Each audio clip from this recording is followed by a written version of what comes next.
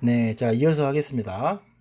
2교시, 비대면 6주차 2교시 강의 시작하도록 하겠습니다.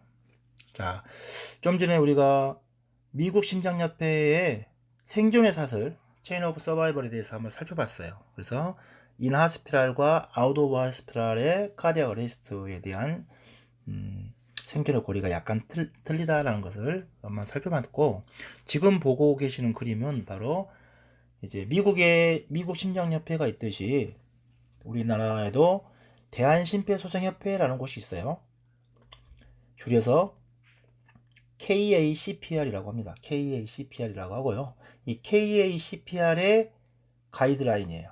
그러니까 예전에는 우리가 미국에서 가이드라인을 제정을 하면요, 사실은 그걸 그대로 받아다가 썼거든요. 그런데 우리나라가 이제 대한심폐소생협회가 만들어지고 2010년 가이드라인부터는 미국 걸 그대로 받아서 쓰는 게 아니고 미국 우리가 이제 AHA American Heart Association, 그래서 AHA라고 우리가 표현을 하고요. 미국 심장협회. 그리고 유럽 소생학회라는 게 있어요. 유럽 소생학회. ERC라고 해서 유로피안 리서스테이션 카운실, 그래가지고 ERC라는 곳이 있는데 이 두 개의 가이드라인이 항상 틀리거든요. 약간씩 틀려요. 그러면 그 두 개의 가이드라인 중에서 가장 핵심적인 부분들을 우리가 일코루라고 하는 세계 소생의학회 협의체가 있습니다. 거기에서 이제 중심을 잡아주고 배포를 하게 됩니다. 그러면 그 일코루의 가이드라인을 대한심폐소생협회에서 참고하고 우리나라의 현실을 반영해서 예전에는 국제소생협회의 가이드라인이 나오고 1년 정도 있다가 심폐소생술 한국형 가이드라인이 나왔는데, 지금은 같이 공동 작업을 하기 때문에 거의 동시에 나와요. 한 2주 정도 차이를 두고 나옵니다. 그래서 2020년 가이드라인이 발표가 되면 한국형 가이드라인도 뭐 짧게는 2주, 길어봐야 한 달 이내에 한국형 가이드라인이 나오고 있다는 거 여러분들 참고로 응급구조사라고 하면 알고 계셔야 되고, 그런 가이드라인이 바뀌면 또 여러분들 교과서가 다 바뀌고 심폐소생술 술기가 다 바뀐다는 것도 알고 계셔야 됩니다. 자, 다시 한번 설명드리면, 지금 보고 계시는 이 사진은 대한심폐소생협회 KACPR의 2015년 가이드라인이에요. 그래서 5개의 생존의 고리를 나타내고 있습니다. 보시면 첫 번째 고리는 뭐예요? 심정지의 예방과 조기 발견입니다. 심정지의 예방과 조기 발견.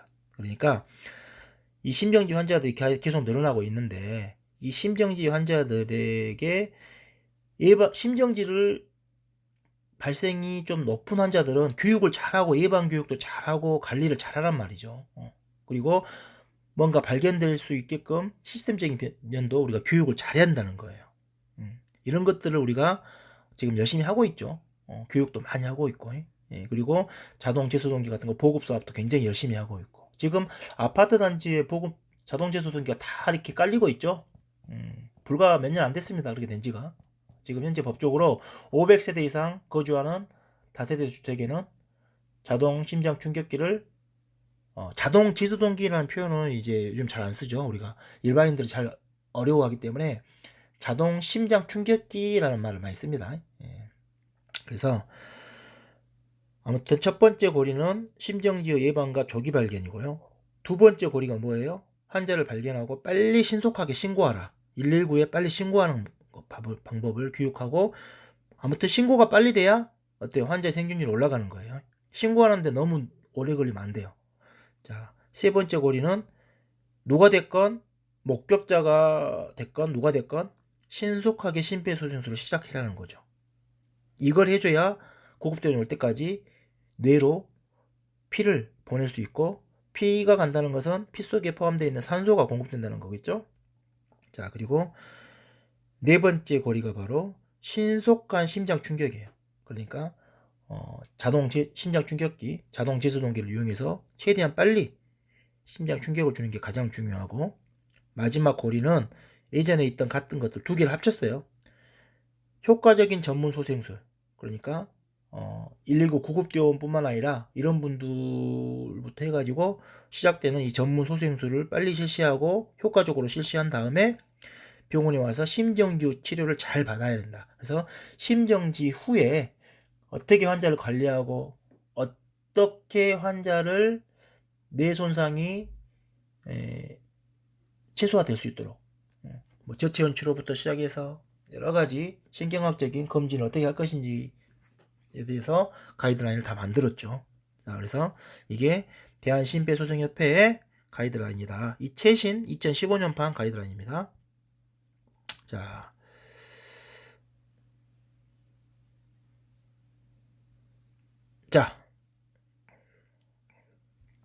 여기 보시면 심정지 후 초기 1분간 심정지 호흡이 나타날 수 있다라고 되어 있어요. 이게 뭔 말이냐? 여러분들 심정지 환자가 갑자기 심장이 멎었어요. 심장이 딱 멎으면 환자가 숨을 쉴까요? 안 쉴까요? 환자가 숨을 쉴까요? 안 쉴까요? 당연히 심장이 멎었으니까 숨 안 쉴 것 같죠? 아닙니다. 이거는 이제 환자를 인지하는 방법과도 연관이 되어 있는데 심정지 환자들은요. 갑작스런 심정지가 오게 되면 심장이 딱 멈추고 심장이 이제 멈춘다는 표현을 쓰지만 원래는 대부분 환자들이 심장이 부들부들 떨고 있거든요. 심실이 가늘게 움직이고 있어요. 그러면 머리로 피가 못 갑니다. 뇌 혈류가 차단된과 동시에 환자는 쓰러질 거예요. 그 상태에서 환자가 숨을 안 쉬는 게 아니라 숨을 쉬는 것처럼 보입니다. 숨을 쉽니다, 실제로. 그런데 굉장히 불규칙하고 느리게 숨을 쉬어요. 아주 이게 숨 쉬는 건지 아닌지 좀 헷갈릴 정도로 뭐 뭔가 하품하는 것 같기도 하고 좀 그래요. 코 고는 것 같기도 하고 이걸 우리가 전문용어로 에이고날 게스핑 한다 표현합니다. 에이고날 게스핑. 게스핑이란 말은 이제 헐떡임이라는 건데 그래서 이제 이것을 우리말로 표현하면 뭐 에이고날 게스핑 그리고 뭐 어떤 경우는 뭐 임종호흡이라고도 해요. 임종호흡. 임종시에 나타나는 호흡이다. 또 종말호흡 이렇게 표현하는데 이런 용어들을 하나의 용어로 봤을 때 우리가 이것을 심정지호흡이다라고 말해요. Cardiac Arrest Respiration. 그래서 심정지 때 나타나는 호흡 패턴이에요. 심정지호흡. 그 심정지호흡이 무엇인지 여러분들이 좀 알아야 돼요. 그래서 선생님의 동영상 한번 보여드릴게요.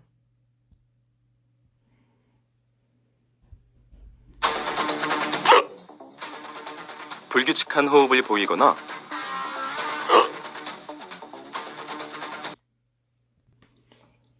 네, 약간 어색하긴 한데 이렇게 딸꾹질 하듯이 이렇게 할 수도 있고 그리고 굉장히 느리고 불규칙하게 턱이 들어 올려지면서 입만 버끔버끔 벌리면서 숨을 쉬려고 노력하는데 숨을 안 쉬어지는 패턴을 보일 수도 있어요. 그래서 이런 호흡을 우리가 심정지 호흡이다 라고 합니다. 이런 심정지 환자가 있다는 것은 이런 호흡을 한다는 것은 바로 심정지다 라고 여러분들이 인지를 할 수 있는 능력이 반드시 돼야 됩니다. 자, 그리고 2010년 가이드라인과 2015년 가이드라인의 최신 가이드라인의 향후 이전 이제 10년 정도 된 가이드라인의 가장 획기적인 변화가 바로 뭐냐? 바로 순서가 이 심폐소생술의 순서가 CAB로 바뀌었다는 거예요. CAB. 선생님이 지난주에 ABC에 관해서 자꾸 얘기를 했었죠. ABC 과제도 내고 그랬는데 Airway Breathing Circulation. 그래서 예전에는요 우리가 2005년도와 2005년도에는 그 전까지 한 50년 동안은 항상 기도 유지를 먼저 했어요.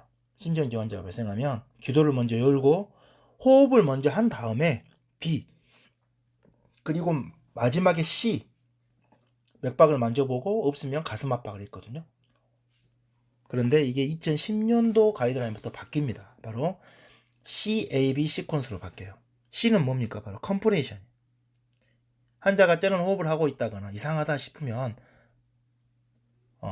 의료인들은 맥박을 좀 만져봐서 알아야 되지만 일반인들은 맥박을 잘 못 만지니까 환자가 이상하게 숨을 쉰다, 또는 숨을 아예 안 쉰다, 또는 전혀 움직임이 없다, 그러면 바로 가슴을 누르게 돼 있어요. 컴프레이션을 시작하고, 컴프레이션을 예전에는 15대 1호도 했었거든요. 15번 누르고 2번 인공호흡. 근데 지금은 몇 대 몇이죠? 30번 누르고 2번 인공호흡을 하죠. 30번 누르고 그 다음에 기도를 열고 호흡을 줍니다. 2번의 인공호흡을 한다. 그래서 순서는 CAB고요. 아마 앞으로 계속 이 CAB 패턴을 유지할 것 같아요. 자, 그러면 왜 C가 먼저 왔을까요? 왜 C가 먼저 왔을까요? 간단해요. 왜 CAB로 순서를 바뀌었을까? 바로 가슴 압박이 가장 중요하기 때문에 가슴 압박을 즉시 시작하게 하려고 C가 먼저 온 겁니다. 그리고 간단하게 만들기 위해서. 간단하다는 건 뭐냐면 인공호흡을 해야 되는 환자도 있지만 굳이 안 해도 되는 환자들이 많거든요. 그리고 효과도 없고 잘 못하는 경우도 많기 때문에 신고하고 나서 가슴 압박만 하고 올 때까지 계속 가슴 압박만 하는 심폐소생술. 요즘은 일반인들은 다 이렇게 교육이 되고 있죠. 그래서 이게 이제 Compression Only CPR 또는 Hands Only CPR, 우리가 손만 사용하는 심폐소생술, 그래서 Hands Only CPR이라고 합니다. 그래서 이 가슴 압박만 요즘에는 굉장히 강조를 많이 하고 있다. 이 부분도 여러분들이 참고를 하고 계셔야 될 것 같아요. 특히나 요즘에 어때요? 코로나19 이런 상황에서 누가 인공호흡을 하겠어요? 그러겠죠? 그래서 가슴 압박만 하셔야 된다. 자, 지금부터는 이제 가슴 압박에 대해서 한번 살펴볼 거예요. 가슴 압박이 과연 뭔가, 어디를 어떻게 눌러야 되고 어떤 효과가 있을까? 가슴 압박에 대해서 한번 집중적으로 살펴보도록 하겠습니다. 자, 지금 보시는 그림은 뭔 그림이에요? 바로 우리의 가슴 안쪽에 들어있는 장기들, 심장. 여기 보이시는 게 이제 심장이죠. 심장. 그리고 이렇게 빨갛게 올라가는 이게 뭐예요? 바로 대동맥이라는 거예요. 대동맥. 에이올타, 그래서 대동맥. 대동맥이 이렇게 안쪽에 자심실까지 들어가 있어요. 자심실에서 피를 탁, 우리가 심장이 펌프질 하게 되면 피가 바로 쭉쭉 나가죠. 쭉쭉 나가요. 그래서 이렇게 나가서 이렇게 아래쪽으로 갑니다. 아래쪽으로 가고, 이쪽 혈관을 통해서 이제 위로, 목으로 가요. 머리로. 그러니까 짜면 피가 머리로 바로 갑니다. 그리고 돌아서 흉부, 복부, 대동맥을 타고 이제 다리까지 가요. 피가. 그리고 파랗게 되어 있는 혈관은 우리가 흔히 정맥이라고 하죠. 정맥. 이건 대정맥이죠. 큰 정맥이에요. 그래서 비나카바라고 하는데, 그리고 이 심장이 있고 이 심장을 이렇게 폐가 둘러싸고 있잖아요. 우리가 피가 어떻게 도는지 아세요? 피가 도는 것을 여러분들이 이제 나중에 또 배울 것인데, 이 심장에 보면 심장이 이쪽에가 뭐예요? 우심방이 있어. 우심방. 이쪽에는 우심실. 이쪽에는 또 여기 우심방, 자심방.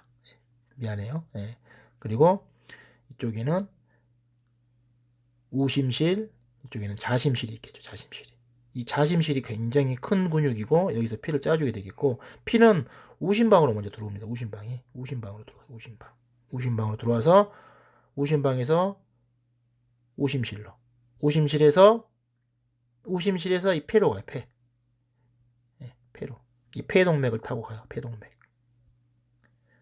선생님, 이것은 색깔이 어때요? 색깔이 이렇게 좀 파란색인데 왜 동맥입니까? 정맥 아닙니까? 아니요, 폐동맥이라고 합니다. 왜? 동맥은 당연히 빨간색 피가 흐르겠죠? 라고 생각하면 안 돼요. 한 군데가 틀려요. 어디? 바로 이 폐동맥. 폐동맥은 뭐냐면, 우리가 동맥과 정맥을 구분짓는 기준이 뭐냐면요, 심장에서 나가는 혈관을 우리가 동맥이라 그래요. 알겠죠? 그리고 심장 쪽으로 들어오는 혈관을 우리가 정맥이라고 표현합니다. 산소가 많이 포함되어 있는 빨간 피가 흐르면 동맥이고, 이제 산소가 많이 포함되어 있지 않는, 일명 우리가 일반인들이 죽은 피라고도 하죠. 정맥피가 흐르는 것을 정맥이라고 하는, 아니에요. 심장에서 나가는 혈관은 다 동맥입니다. 그래서 이 혈관도 동맥이에요. 동맥. 폐로 가는 동맥. 그리고 이건 대동맥. 이해되시죠? 자, 아무튼 어떻게 한다겠어요? 이 슈페리어 인페리어 비나 카바, 상대정맥 하대정맥을 타고 우심방으로 와서 우심방에서 다시 우심실로 가고, 우심실에서 폐동맥을 타고 폐로 가요. 폐로 가서 폐에서 우리가 숨을 쉬게 되면 산소하고 어때요? 가스 교환을 해서 다시 이 피들이 어떻게 됩니까? 산소를 머금고 다시 자신방으로 들어오게 돼요. 자신방으로 들어옵니다. 그리고 나서 이 자신방에 있는 피가 자심실로 내려오게 되고, 자심실의 피가 펌프질을 통해서 대동맥을 타고 전신으로 간다. 그리고 이쪽으로 가는 피가 우리 뇌로 가서 뇌세포에 산소를 전달하게 된다. 이제 우리가 가장 간단하게 설명하면 이렇게 설명할 수 있겠네요.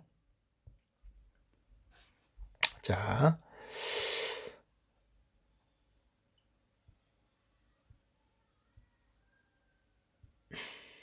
그러면 우리가 이제 가슴 압박을 어디를 할 것인가, 가슴 압박 위치가 굉장히 중요하거든요. 여러분들 가슴 압박의 위치를 잡을 때 어떻게 잡나요? 이렇게 가장 잘못된 교육 중에 하나가 이거예요. 양쪽 리플이라고 하죠. 젖꼭지. 양쪽 리플을 연결하는 선의 가운데. 이렇게 표현을 많이 합니다. 밖에서 볼 땐 그게 가장 찾기 쉬울 수도 있긴 하죠. 하지만 이렇게 하면 안 돼요. 이렇게 하면 큰일 나요. 이것은 정말 못 배운 사람들이 하는 방법이에요. 배운 사람들이 이렇게 표현하는 거 아니에요. 그럼 어떻게 해야 됩니까? 여기 나왔잖아요. 복장뼈 아래쪽. 이게 뭔 말? 복장뼈가 뭐예요? 바로 여러분들 가슴에 있는 이 넙떡한 뼈, 기다랗게 넙떡한 뼈가 있어요. 이걸 우리가 복장이, 아이고 복장이야 하면서 가슴을 두드리는 뼈, 복장뼈라고 합니다. 그리고 흉골, 요즘에는 가슴뼈라고 해요. 가슴뼈. 의학용어에서는 스터넘이라고 표현하거든요. 그래서 이 가슴뼈가 여기 목 밑에 쇄골이 만나는 지점, 이쪽에 움푹 패인 지점부터 쭉 해서 한 20cm 정도 돼요. 그리고 두께는 한 1cm가 채 못 되고요. 0.5에서 1cm 정도 되고요. 길이는 한 20cm 정도 됩니다. 너비는 한 5cm 정도? 5cm 정도 되는데, 이 가슴뼈를 길게 이렇게 늘어선 가슴뼈를 가운데를 딱 절반을 나눴을 때 위쪽 가슴뼈 누르면 절대 안 되고 아래쪽 가슴뼈를 누르는 거예요. 그러니까 가슴뼈 절반 아래쪽, 이렇게 표현을 해요. 그리고 맨 아래쪽에 보면 우리가 이 명치 쪽에 보면 우리가 흔히 자이포이드 프로세서라고 하는 우리가 이 돌기가 있어. 금상 돌기. 여러분 가슴이 갈비뼈 만나는 지점 만져보면 이렇게 거기 명치라고 하죠. 움푹 패인 곳이 여기. 이 자이포이드 프로세서는 눌리지 않도록 해라라고 표현되어 있어요. 그러니까 가슴뼈 절반 아래쪽을 눌러주는 거예요. 그러면 이제 그 위치가 자연스럽게 남자들 같은 경우에는 이 젖꼭지, 그러니까 리프를 연결한 선하고 거의 인접하게 돼요. 하지만 남자들만 쓰러지는 거 아니죠. 할머니들도 쓰러지고 여자분들도 쓰러지고. 할머니들은 어때요? 리플이 제가 다 틀려요. 무슨 얘기인지 알겠죠? 그래서 아무나 그냥 이렇게 리플을 연결한 선의 가운데 누르면 큰일 난다. 특히 연세가 있으신 할머니들은 큰일 나요. 자, 그래서 다시 한번 강조합니다. 가슴뼈 위치, 가슴 압박 위치는 복장뼈, 가슴뼈 절반 아래쪽. 알겠죠? 근데 요즘 가이드라인에서 조금씩 더 아래로 오고 있는 게 추세예요. 왜? 그렇게만 했더니 좀 더 높아지더라. 그래서 그런 이제 연구 논문들이 있어요. 보시면 이게 최신 논문 아니고 한 10년 정도 된 논문인데 여기 보시면 이게 이제 환자를 옆에서 이쪽이 얼굴 쪽이에요. 얼굴 쪽이고 머리 쪽이고 이게 척추가 딱 보이죠. 척추. 목뼈부터 해서 흉추 쭉 있고 앞쪽, 이게 이제 가슴이에요. 가슴 쪽. 환자가 이제 옆으로 누워있을 때 옆에서 이제 사진을 찍은 겁니다. 이게 됐을 때, 여기에 보이는 뼈가 있죠. 이게 이제 가슴뼈예요. 복장뼈. 그래서, 우리가 복장뼈 절반 나눠서 아래쪽을 눌러라 라고 표현하잖아요. 이렇게 하게 되면, 여기 보이면 분홍색 화살표 있죠. 분홍색 화살표. 이 부위를 누르는 게 아주 좋다. 이게 뭘 의미하느냐. 여기를 누르면 지금 우리 이렇게 교육받고 있잖아요. 그런데 요즘 최근 트렌드는 조금씩 바뀌고 있다. 왜? 이게 이제 절반 아래쪽 정도 되는데 여기에서 또 절반 정도 눌러주는 게 더 좋다는 연구 논문들이 많이 나왔어요. 이게 뭐냐? 바로 여기 보시면 이 픽 아트리얼 프리저 그래가지고 이 동맥 혈압이 가장 높아지는 것을 보는 거예요. 그랬을 때 우리가 지금 현재 교육받고 있는 이 부분을 눌렀을 때 200mm 머큐리 정도가 나오고 여기서 좀 더 또 절반 한 번 더 나눠서 가운데를 눌렀을 때는 보시면 230mm 머큐리 정도가 나오더라. 그리고 다른 부위들을 막 눌러봤더니 다른 부위들은 어때요? 대부분 또 가슴 압박이 잘 안 된다 이 말이죠. 그래서 가장 이 스탠다드 컴프레이션은 여기고, 그리고 이 얼터네이티브 컴프레이션 가슴뼈 아래쪽 절반에서 또 한 번 더 절반 눌렀을 때는 이렇게 되더라. 근데 이제 이렇게 누르게 되면 이제 이 검상 돌기가 많이 눌리게 돼가지고 좀 어려울 수는 있겠지만 실제로 이런 연구도 있어요. 그래서 이 위로 가면 안 좋아요. 이 위로 가면 그러면 선생님 좀 뭐 밖에서 봤을 때는 잘 모르니까 젖꼭지 리프를 연결해 가지고 여기 누르면 안 됩니까? 이렇게 표현할 수 있겠죠. 그럼 어떤 일이 생기느냐? 자, 이 그림 다시 한번 볼까요? 우리가 가슴을 눌러가지고 심장을 쥐어짜게 만들어서 이제 피를 보내줘야 되는데 여러분들이 가슴을 딱 누를 때 여러분 심장이 약간 왼쪽에 치우쳐 있다고 생각하시는 분도 있죠. 맞아요. 자심실은 약간 왼쪽에 치우쳐 있지만 우리는 자심실을 누르는 게 아닙니다. 전체적으로 가슴이 압박되게 만들어야 돼요. 그리고 여러분들이 손이 딱 위치할 위치는 손꿈치가 위치할 위치는 여기가 돼요. 여기를 눌러줘야 돼요. 여기를. 알겠죠? 여기를 눌러줘야 되는데 리플이 한 이 정도 됐거든요. 리플에 걸쳐서 누르면 여기가 누르겠죠. 여기가 눌러. 좀 더 높아요. 여기가 누르면 뭐가 문제냐? 바로 심장도 눌리지만 이 대동맥도 눌려버려요. 대동맥도 눌려버리고 이 대정맥도 눌려버려요. 그러면 피가 나가고 들어오는 어때요? 입구를 여러분들이 손으로 눌러갖고 막아버릴 수가 있다는 거야. 이해되죠? 그러니까 되도록이면 점점 낮아지는 추세예요. 이거는 이제 책에도 안 나와 있어. 이런 얘기는 안 나와 있어. 여러 가지 연구 논문을 통해서 선생님이 얘기 드리는 부분이니까 이해를 잘 하시고. 자, 그리고 이제 이건 뭐냐? 이 사진은 정말 중요한 사진이에요. 뭔 사진이냐? 그러면 이쪽에 보면 ROSC라고 돼 있어. ROSC가 뭐냐면 자발 순환 회복이란 말이에요. 여러분들 닥터 김사부에서 ROSC 많이 들어보셨죠? 심폐소생술을 하다가 심장이 딱 돌아왔어요. 그러면 ROSC 되었습니다 라고 표현하는 그런 장면들을 좀 보셨을 거예요. 그리고 병원에서 많이 쓰는 용어입니다. 구급대원들도 많이 쓰고 있고. 여러분 알고 계셔야 돼. ROSC 이거 뭐냐면 이제 리커버리 오브 스폰타니우스 서큘레이션 그래가지고 스스로 피가 돌아왔다는 말이에요. 리커버리 됐단 말이에요. 자연적인 자발적인 순환이 돌아왔다 이 말입니다. 아시겠죠? 그래서 ROSC라는 말을 많이 쓴다는 걸 알고 계시고 이 ROSC가 되게 하기 위해서 여기에 보면 이제 밀리미터 머큐리니까 압력이 있죠. 압력. 어디 압력? CPP의 압력. CPP는 뭐냐? 바로 코로나리 퍼퓨전 프레저, 코로나리 아터리의 퍼퓨전 프레저. 코로나리 아터리는 뭐냐면 관상동맥이라는 거예요. 관상동맥은 심장으로 가는 심장혈관을 관상동맥이라고 해요. 관상동맥. 그리고 퍼퓨전은 뭐예요? 관류, 피가 흐른다는 말이죠. 관류. 프레저는 압.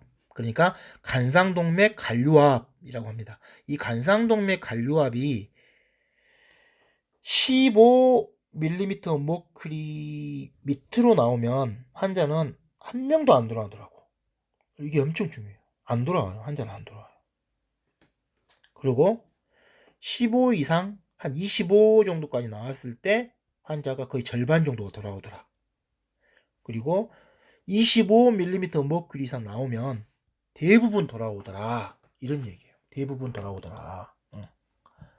이게 무슨 얘기일까? 그러면 CPP는 어떻게 만들어지니까? CPP는 어렵죠. 관상동맥 관류압은 어떻게 만들어질까요? 다음 그림 한번 봅시다. 자,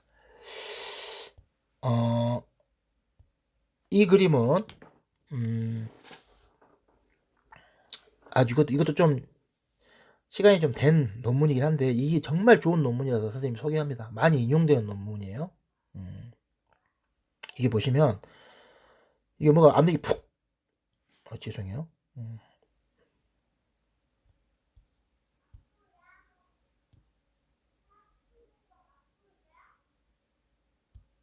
자, 왜 그러지?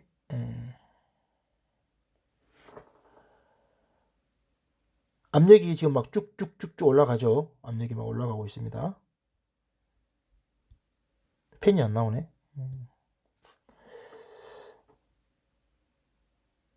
자, 압력이 쭉쭉쭉 올라가고 있어요. 이 압력이 올라가면 가슴 압박을 하고 있다는 거예요. 가슴 압박을. 가슴 압박을 하니까 압력이 쭉쭉쭉쭉쭉 올라가죠. 그러다가 갑자기 쭉 떨어져가지고 안 나와요. 잠깐 또 텀이 있죠. 이거 뭐예요? 벤틸레이션. 벤틸레이션은 뭡니까? 인공호흡을 하고 있다. 인공호흡.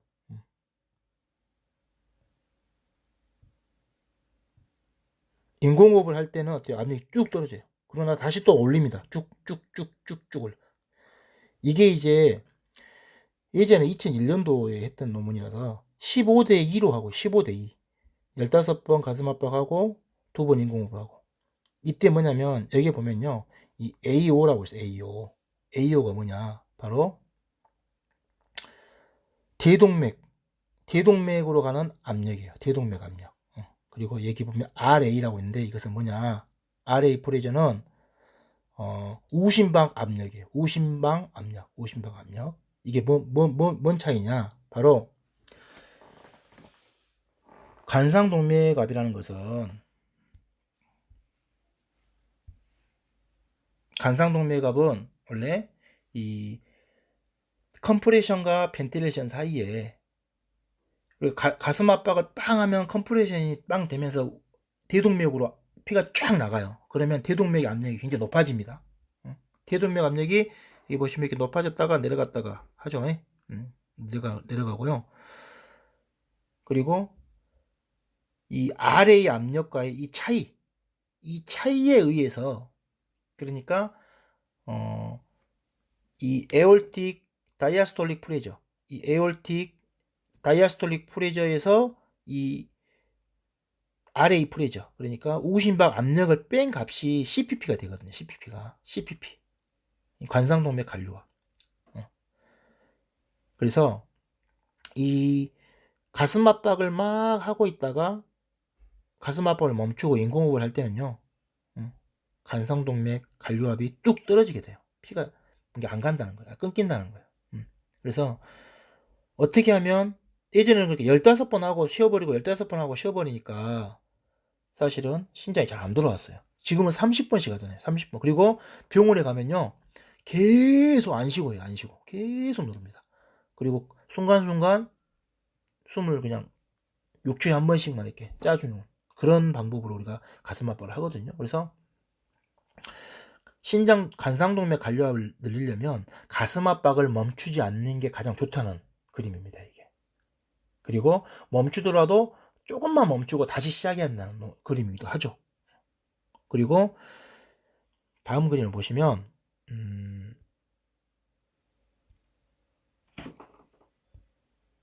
자, 간상동맥 관료압을 또 높이기 위해서 우리가 가장 신경 써야 되는 부분이, 우리가 이 컴프레이션을 하고 가슴 압박을 딱 하게 되면 정말 심장이 눌리면서 피가 쫙 나가요. 피가 펌프질을 통해서 팍 나갑니다. 그러면 심장에 있던 피가 나가버렸으니까 심장이 빈 심장이 돼요. 빈 심장. 그러면 어떻게 다시 피가 찹니까? 바로 눌렸던 가슴이 다시 펴지면서, 눌렸던 가슴이 펴지는 것을 우리가 리코일링이라고 해요. 리코일. 체스트 리코일. 네. 그러니까 다시 펴지는 이완기 압이라고 하죠. 눌리는 압력에 의해서 피가 가는데, 입대에 나가는 피는요, 심장 간상동맥으로 못 가요. 왜 못 가요? 대동맥을 타고 그냥 머리로 가버려요. 머리로 쫙. 그러니까 가슴 압박은 뇌 손상을 막기 위해서 가장 중요한 게 이 누르는 압력이에요. 압력이 세야지 머리로 갑니다. 머리 뇌세포로 피를 빡빡 보내줄 수가 있어요. 하지만 심장이 스스로 뛰게 하기 위해서 심장도 산소를 먹어야지 근육이 계속 움직일 수가 있잖아. 그죠? 이걸 우리가 이제 근육의 ATP라고 하는 거야. 근데 그 ATP를 제공하기 위해서는 간상동맥을 통해서 피가 가줘야 돼요. 동맥피가. 누를 때는 못 가고요. 이 손을 딱 가슴 압박을 멈추고 손을 뗄 때 우심방 압력과의 차이가 딱 생기면서 어때요? 관상동맥으로 피가 가거든요. 그래서 이완을 잘 해줘야 돼. 이완을 잘 해줘야 돼. 그리고 이완을 잘 해야지 또 피가 잘 들어와요. 심장으로 리필 시켜야 돼. 심장에 피를 리필 시켜야 돼요. 그래서 압박도 중요하지만 이완도 굉장히 중요하다는 그림이에요. 이게. 아시겠죠? 압박만 너무 신경 쓰지 말고 압박 이완을 적절하게 해주셔야 된다는 거예요. 우리가 연구를 해봤어요. 연구를 해봤더니 완벽하게 이완을 시켜주는 빈도가 절반밖에 안 돼요. 그리고 절반 정도는 좀 불안전하게 이완됩니다. 완전히 안 펴졌는데 또 눌러버리는 거지. 그러면 간상동맥 압력이 떨어진다. 그러면 심장으로 피가 못 간다. 그러면 심장이 스스로 돌아오지 않는다는 거예요. 간상동맥 관료압이 25mm 목줄 이상 못 나온다는 얘기예요. 물론 머리로는 피가 가서 도움이 되겠지만 심장은 안 돌아온다는 얘기야. 이해되시죠? 머리도 살려야 되고 심장도 살려야 돼요. 그래서 우리가 예전에는 여러분들 CPR이라는 말 들어봤죠? CPR이라는 게 뭐냐면 카디오, 심장, 카디오, 폴모나리, 폐, 리서시테이션, 소생이란 말이에요. 그래서 심폐소생이란 말을 CPR이라고 해요. CPR. 근데 요즘에는 CPCR이라고 해요. CPCR은 뭐예요? 카디오 폴모나리 세레브랄 리서시테이션. 세레브랄은 뭐냐면 뇌예요. 뇌를 말합니다. 그래서 심장과 폐와 뇌를 소생시키는 작업을 우리가 하고 있다. 이렇게 생각하시면 됩니다.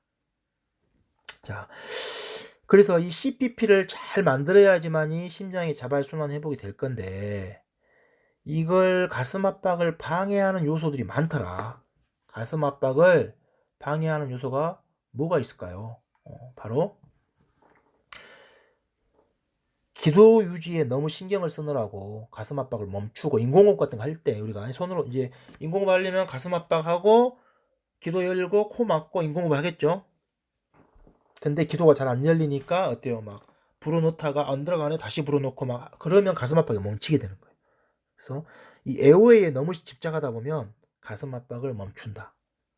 자, 그리고 리스큐 브레이스, 이거 뭐냐면 구조호흡이라는 얘기입니다. 구조호흡 뭐냐면 환자가 숨을 안 쉴 때 우리가 당연히 의료 종사자들은 이렇게 가슴 압박을 몇 번 하면 인공호흡을 해줘야 되는데, 이걸 할 때 공기를 너무 많이 넣어버리는 거예요. 자, 이걸 우리가 전문 용어로 하이퍼 벤틸레이션, 과환기라고 표현해요. 과환기. 벤틸레이션이 이제 환기이고, 하이퍼란 말은 뭔가가 과하다, 많다는 얘기야. 반대로 하이포는 적다는 얘기예요. 앞으로 자주 듣게 될 겁니다. 하이퍼벤틸레이션을 하게 되면 쓸데없는 하이퍼벤틸레이션을 통해서 가슴 압박이 엄청 방해받아요. 그래서 요즘에는 가이드라인에서 얼마만큼 하라라고 지시를 하고 있어요. 예를 들어서 이불을 통해서 인공호흡을 할 때는 1초에 걸쳐서 500에서 600ml, 그러니까 500에서 600cc 정도만 가볍게 불어넣어라. 그냥 이렇게 불면 2000cc 넘게 들어가요. 그냥 이렇게 입안에 있는 공기를 통해서 그냥 이 정도예요. 아시겠죠? 가슴 압박하고 이 정도만 해야지. 가슴 압박하고 이렇게 하면 환자를 더 오히려 안 좋게 더 죽이는 방법이에요. 그게. 아시겠죠? 반드시 조심하셔야 됩니다. 자, 그리고 자동 제수동기 같은 걸 사용할 때 전기 충격을 줄 때 손을 떼야겠죠. 전기 충격 줄 때 손을 떼게 하는 것도 가슴 압박을 방해하는 요소가 된다는 거예요. 그래서 요즘에는 어떻게든 이 시간을 우리가 이제 가슴에서 손 떼는 시간, 그래서 우리가 hands off time이라고 합니다. hands off time. 그리고 chest compression interruption이라고도 하죠. 이 시간을 최소화하기 위해서 많은 노력들을 합니다. 그래서 전문가들은요, 이 시간을 엄청 잘 줄여야 됩니다. 아시겠죠? 자, 그래서 또 이게 이 표는 뭡니까? 바로 똑같은 표인데 이 자발 순환 회복이 되기 위해서 이 자발 순환 회복 되는 퍼센티지를 봤을 때 이건 X축은 뭐예요? 바로 인터럽션 인터발. 이게 뭐냐면 가슴 압박이 중단된 시간이죠. 가슴 압박이 중단된 시간. 초로 이제 초 단위로 봤을 때 가슴 압박을 심폐소생술 도중에 한 사이클, 그러니까 한 사이클이라는 것은 2분을 말해요. 2분의 심폐소생술 도중에 가슴 압박이 20초 멈춰버렸다. 그러면 환자는 다 죽더라. 엄청난 데이터다 이거. 엄청난 데이터. 인공호흡을 하고 뭐 AED 사용하기 위해서 뭐 또는 뭐 다른 거 뭐 하려다가 뭐 예를 들어서 병원에서도 막 가슴 아파하고 있는데 초음파 된다고 잠깐 멈춰보라고 하는 바보 같은 사람들 있습니다. 아주 옛날 의사들이 그런 사람들 있어요. 20초 동안 막 멈춰버리면 환자는 돌아올 확률이 굉장히 줄어. 거의 0%에 가깝더라. 자, 그리고 어때요? 15초 멈췄을 때 40%, 10초 80%, 3초일 때는 거의 다 돌아오더라. 비슷한 환경에서 심폐소생술을 하는데 가슴 압박을 멈추는 시간이 초별로 몇 초만 멈춰도 이렇게 엄청난 차이가 난다. 이걸 여러분들이 반드시 이해를 하고 있어야 됩니다. 자, 그리고 또 환자에게 도움이 안 되는 행위 중에 하나가 아까 말했죠. 과환기. 이걸 방지해야 된다. 과환기를 하지 말아야 된다. 그래서 과환기라는 것은 이 흡입 산소 농도인 하이 FiO2 그래가지고 고농도의 산소를 너무 많이 주지 말라는 소리냐? 이건 아니에요. 이건 아닙니다. 바로 뭐예요? 하이 프레저. 너무 많은 압력을 주지 말라는 얘기. 하이 프레저. 아시겠죠? 과환기를 많이 하게 되면 폐가 확 늘어나요. 폐가 확 늘어나면 우리 가슴에 있는 압력이 무너져 버려요. 가슴 압박을 하는 원리는 심장을 직접 압박하는 원리보다도 가슴을 통째로 압박함으로써 가슴에서 음압을 생성해내는 거거든요. 그래서 심장이 피가 나가고 다시 들어오게 하기 위해서 압력을 만들어내야 되는데, 왜냐면 가슴 압박을 하면 피가 나가고 비어있는 심장으로 다시 피가 들어와야 되는데 누르는 것은 쉬워요. 누르면 나가니까. 근데 들어오게 하는 게 굉장히 어렵다니까요. 리코일을 잘해야 된다고. 그래서 잘하고 있는데 거기다 과환기를 확 해버리잖아. 그러면 폐가 확 늘어나거든. 그러면 들어올 때 압력이 딱 걸려가지고 피가 못 들어와요. 이해되죠? 피가 안 들어왔는데 그 다음에 아무리 세게 눌러도 나갈 피가 없는 거야. 이게 핵심이야. 여러분들. 그래서 과항기를 중간에 많이 하면 안 돼요. 압력을 많이 주면 절대 안 된다는 겁니다. 이해되셨죠? 자, 마지막 슬라이드입니다. 자, 그래서 정리를 하자면 요즘 가이드라인이에요. 우리가 환자가 반응이 없는 환자를 만났어요. 그러면 또 봤더니 환자가 숨을 이상하게 쉬어. 이상하게. 비정상적인 호흡을 하고 있다. 그러면 바로 EMS가 뭐예요? 우리가 예전에 배웠죠. 이머전시 메디컬 서비스 시스템. 응급으로 체계. 우리나라에서는 119죠. 119. 119에 빨리 연락을 하는 거예요. 그리고 나서 즉시 자동 제소동기도 요청을 하라는 거예요. 그리고 나서 CPR을 즉시 스타트 해주라는 거예요. CPR은 어떻게 합니까? 강하고 빠르게 누르라는 거예요. 강하고 빠르게. 강하고 빠르게 누르고 2분씩 돌아가면서 힘들면 바꾸고, 그리고 필요하다면 이제 돌아왔는지 리듬 확인을 하는 거예요. 이 리듬 확인은 자동 제소동기가 2분마다 해줄 수 있어요. 그리고 강조되고 있는 거 이거 있죠. look, listen, feel. 보고 듣고 느끼는 거. 숨을 쉬는지 막 이런 거 보고 듣고 느끼는 거 요즘에 한다 안 한다? 하면 안 돼. 예. 요즘 한다 안 한다? 안 해요. 이거 지워져야 되는데 지금 슬라이드가 안 지워지고 있어. 이해되셨죠? 보고 듣고 느끼기는 요즘에 안 한다는 거예요. 안 한다. 알겠죠? 자, 그래서 오늘은 이제 심폐소생술에 과학적인 근거, 가슴 압박이 왜 중요한지, 그리고 가슴 압박을 하게 되면 어디를 눌러야 되는지, 그리고 인공호흡을 많이 하면 안 되는 거, 또 이 자발 순환 회복을 위해서 우리가 CPP를 잘 올려야 된다. 관상동맥 관료압을 잘 올려야 된다는 것들, 이런 것들을 우리가 살펴봤어요. 자, 좀 어려울 수 있습니다. 일반적인 심폐소생술 교육하고 좀 틀렸죠. 좀 어려울 수 있어요. 다음 시간에는 좀 더 쉽게 이제 이론적인 강의를 했으니까 방법과 동영상도 보면서 이런 것들을 좀 살펴보는 시간을 갖도록 하겠습니다. 자, 수고하셨고요.